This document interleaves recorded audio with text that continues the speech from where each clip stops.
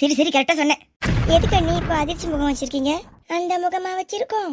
இப்ப என்ன முகம் வச்சிருக்கோம்? இப்ப நீங்க சிரிப்பு முகம் வச்சிருக்கீங்க அண்ணி. உங்களுக்கு என்ன வேணும் இப்போ?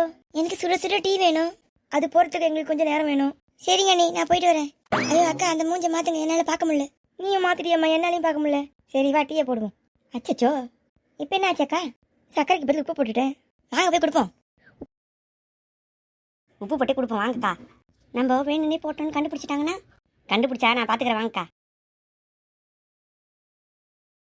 சரிடி மகளே, நீ எப்படி இருக்க சொல்லு. எங்க மன நல்லா இருக்கேன். அத்தை என்ன செம்மையா வேலை வாங்குறாங்க. ஏன் நீ மட்டும் தான் வேலை செய்யணுமா? அவங்க வேலை செய்யக்கூடாதா?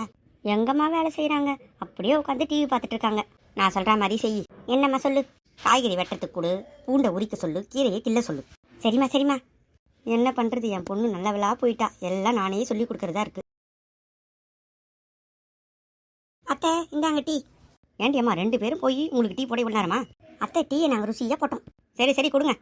என்ன ருசியாக போட்டாலுங்கன்னு குடிச்சு பார்ப்போம். என்னாச்சா டீ ருசியாக இருக்கா?